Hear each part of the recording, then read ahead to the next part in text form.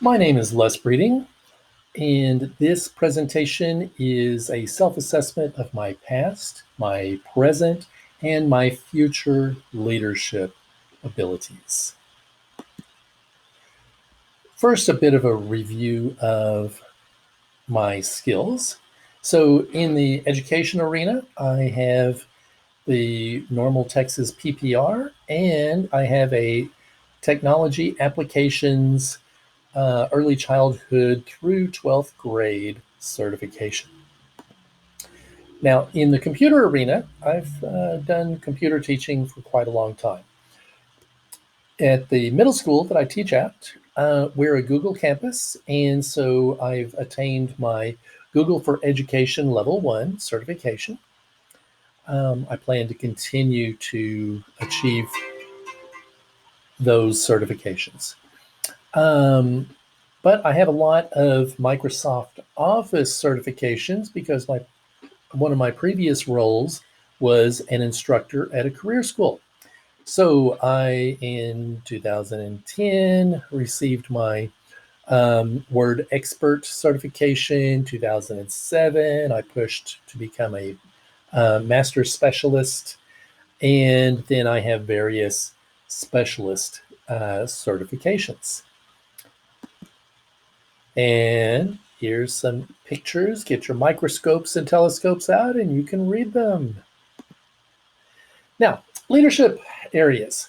So I've had the opportunity to have several leadership positions,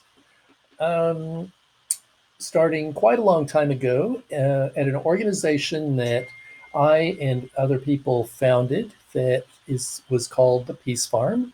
And I directed that for 3 years. We built it from the ground up, and literally from the ground, it was a 20-acre site that we put two houses on and put in the well and all of the septic and all of that sort of thing to create a nonprofit center to shine a light on the building of nuclear weapons in Amarillo. You might not be aware, but Amarillo is where the country assembles its nuclear weapons. And our goal was to stop creating new nuclear weapons, and we were able to accomplish that through lots of events, lots of media. It was a very, very interesting period. A few years later, I moved to Austin and I worked for State Representative Lon Burnham as his legislative director. I helped lead his office. I was the chief of staff in the Capitol office, where we did all of his legislative work. Later moved on to Virginia College, where I was an instructor in computer applications and then later in psychology and business courses, and eventually chaired the program for business legal studies and the NetTech department. Now, ongoing through some of this time, I have been the principal, essentially the sole proprietor, for a firm that I call Capital Research, where I do legislative histories for law firms. That legislative work that I did for Representative Burnham and for others, I was able to translate into helping the public, and mainly law firms, understand how legislation was drafted. And of course, since it was a sole proprietorship, I had to be the lead in that organization of creating it and keeping it viable and so on. So, several leadership roles. So, now I find myself as a teacher in a middle school. So, what is my future? Now, many people in this situation are going to be thinking, oh, I want to move up and be a principal. That's a natural progression. Let's go from teacher to assistant principal to principal. That would be a cool thing. But that's not my plan. I've been a department chair. I liked it, but I don't need to do that again.